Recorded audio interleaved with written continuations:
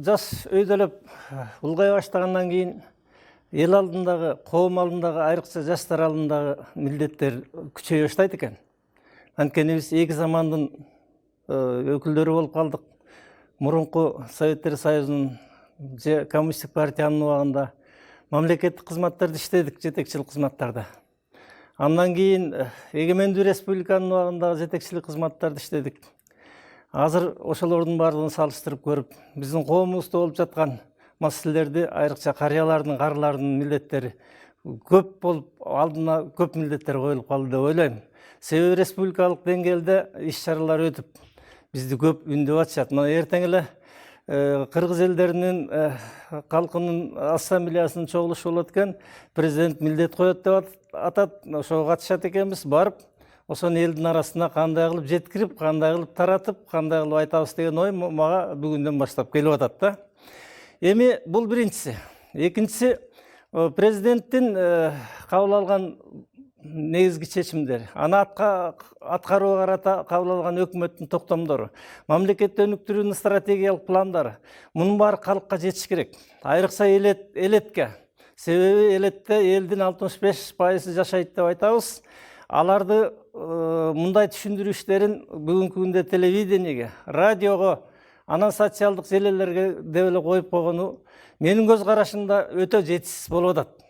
Албетте айлел караңгы, алар ушундай бир үгүттөөгө муктаж, мындай эле куруп калды деген сөз эмес. Айылда азыр абдан өзгөрүүлөр көп. Социалдык дагы, экономикалык дагы, рухий жаңылануулар дагы жүрүп атат убагы менен. Бирок ушул жанагы бул саясий үгүт маселелери, ошол жана кабыл алынып аткан чечимдер, ошонун түшүндүрмөлөрү элдин ар бирине жетчү эле. Муну мен эми мисалы үчүн коммунисттик партия, коммунисттик идеологиянын өлүп кайра келгис болгондугуна баарыбыз ынандык. Муну эч ким кайра келет деп айта албайт. Коммунисттик партиянын кемчиликтери, анын кетирген коомдогу көптөгөн оркоп көрүнүп калган терс жактары менен катар анда алгылыктуу маселелер көп эле. Айрыкча могу массалык саясий иштер, уюштуруу массалык иштер жагында ушу жакшы жагын ылгап алып, ошону бүгүнкү турмушка өкмөт пайдаланса абдан жакшы болор деген ойдобуз. Мында биринчи маселе жетекчи кадрлар жөнүндөгү маселе. Мына айылдык деңгээлдеги, райондук, облустук, республикалык деңгээлдеги жетекчи кадрлар президенттин, өкмөттүн саясий жоокерлери болуш керек. Алар саясий докладчылар. Мен ойлонуп калам. Мына Кыргыз Республикасынын президенти 2 жылды катары менен айылдарды өнүктүрүү, быйыл айылдарды өнүктүрүү жана саны ариптештирүү жылы деп жарыялады. Ошол президенттин указдарын колуна алып, биз ойлойбуз эле мурунку партиянын убагындагыдай. Ошол министрлердин орун басарлары, статус катчылар, агентстволордун, мамлекеттик комитеттердин жана башка ведомстволордун жетекчилери, ушул мекемелердеги бөлүмдөрдүн башчылары, департаменттердин башчылары, айрыкча финансы, экономикалык министрликтердин аппараты, билим берүү, саламаттык сактоо деген чоң министрликтин аппаратынын ар бир кызматкери айылдарга барып, ушул президенттин указын, анан өкмөттүн кабыл алган токтомдорун иштеп чыгыш керек эле. Бул маселелер ашыктык болбосо эле, биринчиден бул кадрларды тарбиялоого дагы чоң мүмкүнчүлүк түшмөк. Себеби алар айылдарга баратканда даярданып барышмак жолдо катар. Сарсана болуп, мамлекеттик тилде кандай эркин сүйлөй аламбы? Элдин суроолоруна кандай деп жооп берем? Деп алар даярданып барышат. Ал жерде эл менен көзмө-көз, мындай айтканда тизе кагыштырып отуруп, республикада болуп аткан ишти, республикалык жетекчиликтин элге көрүп аткан камкордугун, программалардын мазмунун, жолдорун үйрөтүш керек эле да.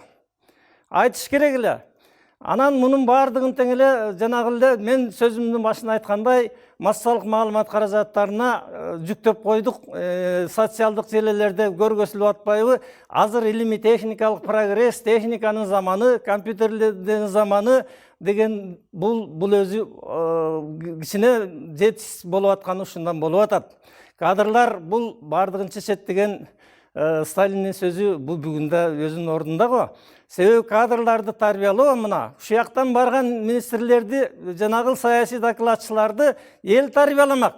Кээ бир терс жактарын уккан адамдарга, жетекчилерге эл айтмак ошол жерден эле. Сиз жөнүндө моундай сөз жүрүп атат. Бизге эл угулуп атат. Сиз мындай маселени токтотуңуз дегенге чейин бармак. Эл эч нерседен коркпойт, эл айтат, эл тарбиялайт. Андан кийин ошол элден түшкөн суроо сунуштарды жыйынтыктап, корутундулап келип, жогорку органдарда жыйынтыкталып, андан кийин ошого жараша иштер алып барылыш керек эле да. Анан мындай маселени азыр мына жогорку кеңештин эле сессияларында жана ар кандай маселелер дегенде депутаттар айтышат. Ал эми ал депутаттар кайсыл айылдын тургуну болсо, кай жакта туулса, ошол гана райондорго барышат. Ал эми Кыргыз Республикасынын аймактары, айылдары толук камтылбай жатпайбы? Мына ушундай маселелерде жетекчинин жекече өрнөгү деген маселе келип чыгат. Личный пример руководителя. Жетекчи бул биринчиден жупуну өзүнүн күнүмдүк жашоосу менен нравалык тазалыкка үндөсө, экинчиден жетекчи бул менеджер, уюштургуч. Ал ошол учурда саясий кызматкер, тарбиячы да болууга чакырылган. Себеби жетекчи бул бардыгын ошонун алдында, анын алдында коллектив бар, жеке адамдар бар, анын алдында бийлик бар. Ал ошол учурдагы маселелерди саясий багыттоо менен мүмкүнчүлүгү көп адамдарга карата жогору турат. Мына жетекчинин жеке өрнөгү жөнүндө маселе. Мурдагы Компартиянын убагында райондук комитеттин бюролорунун заседаниялеринде башка уюмдарды угулуп турган. Ошондо кайсыл жетекчи, кайсыл районго, кайсыл областка кандай саясий түшүндүрүштөрүн жүргүзүп атат деген маселе көтөрүлгөн. Бүгүнкү күндө бир гана бир жактуулук, өзүнүн кызматтык милдеттерин аткарса болду. Андан башкага суралбайт дагы, талап да коюлбагандыгы бул иш көп маселелерди чечпей атат. Мына өзүңүздөр билгендей, жакында жанагы 5 кодекс ишке кирди деп атабыз. Ал эми юристтер ошого чейин мен бир да юристтердин тобун көргөн жокмун. Өмүр бою элетте иштеп, элетте жашап келатам. Мындай чоң документтер кабыл алаардын алдында мурда юристтер элди аралап, эл менен жолугушууларды өткөрүп, укуктук темаларда ар кандай суроо талкууларды уюштуруп, алардын ой пикирлерин билип, элге түшүндүрүп койсо, эл мына 19-жылдын 1-январынан иштеди дедик эле. Андан кийин канчалаган мына бүгүнкү күнгө чейин элдин арасында жаңы кабыл алынган кодекстердин өзгөчөлүктөрү, алардын кайсыл жеринде кандай айырмачылыктары жөнүндө калкка чындыгында эле кеңири маалымат жетпей калды. Мына ушундай эле түшүндүрүштөр биздин мамлекетибиздин бардык тармактарында бар. Медицинада да бар, айыл чарбадагы маселелерде бар. Мына айрыкча жаш кадрларды,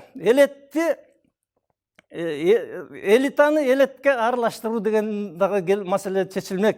Жанагындай өсүп келаткан жаш кадрлар элеттеги элдин турмушун өз көздөрү менен көрмөк.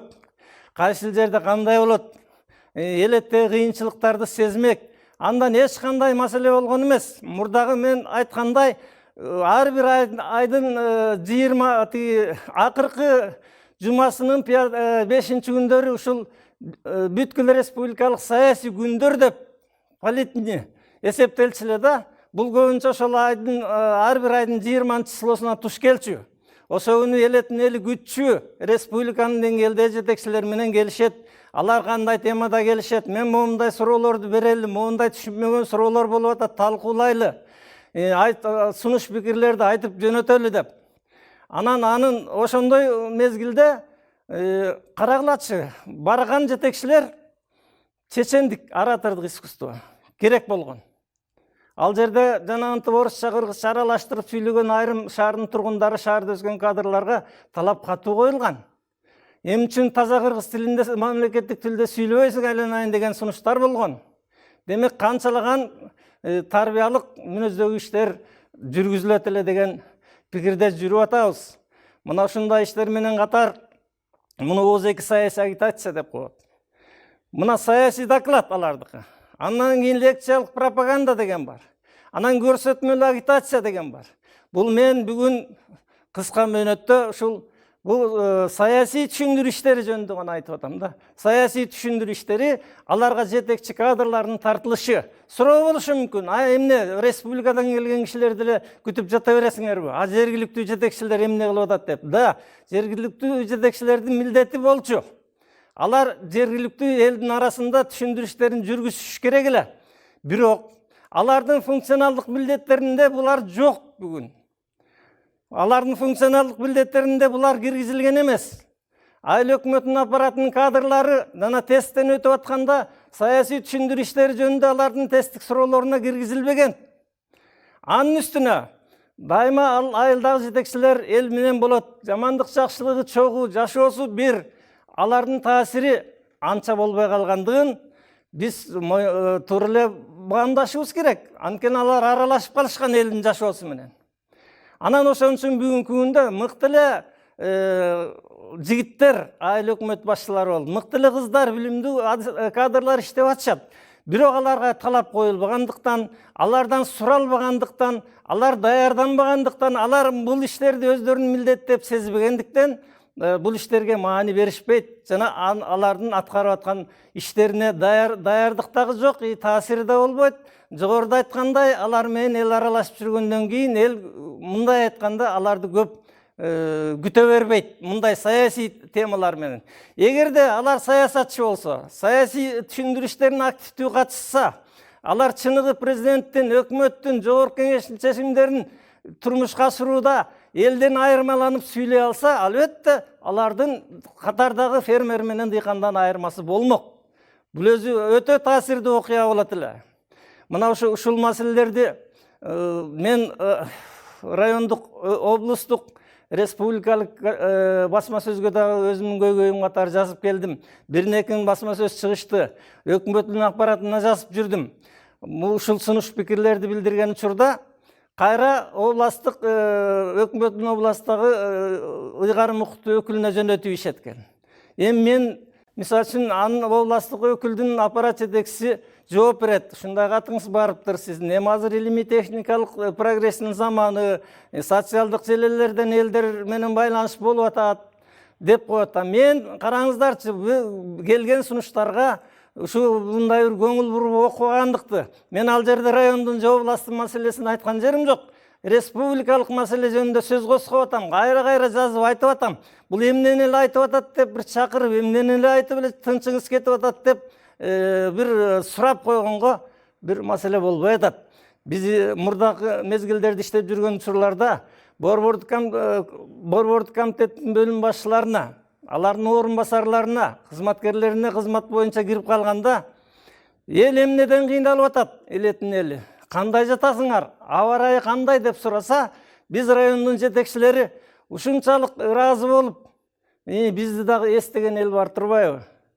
Бизди дагы республиканын жетекчилиги, бер жагында кызматкерлер дагы алыскы райондор жөнүндө айтып ойлонушат турбайбы деп сурагандарын эле төбөбүз көккө жетип ыраазы болуп чыгар элек. Аны биз жергиликтүү элге барып, райондук чоң чогулуштарда айтчубуз. Мен кирсем ушинтип элди сурап атышат деп. Ал эми мындай көрүнүштө болбой калды. Жогорку органдардагы, администрациядагы, өкмөттүн аппаратындагы бөлүмдөр кийин деле кирип кызмат боюнча иштешип жүрөбүз. Айрыкча финанс министрлигинин аппаратындагылар, алар районду финансылык жактан жардам берүү боюнча сунуштарды беришет. Бирок ошо райондук энем экен, ошол райондук энен каякта жайгашып, кандай шартта жашап атканын көрбөгөн кызматкерлер болуп атат. Алар сунуш берет ошол эле тиги кызматтык милдеттери боюнча. Ошон үчүн командировкалык чыгымдан коркпой туруп, элиталарды элге аралаштыруу максатын колго алсак, бул ишке карыялар кошулса, жаштардын уюмдары, башка коомдук уюмдар кошулса, жакшы натыйжаларды берет эле. Баарыбыздын алдыбызда ушул азыркы эл коюлуп аткан мамлекет башчынын, өкмөт башчынын милдеттерин ишке ашыруу баардыгыбыздын милдетибиз деп сезсек, бир жакадан баш чыгарып, бир жеңден кол чыгаргандай ынтымакташып иштесек, ишибизде көп эле өбөлгө болот деген ойдо элем.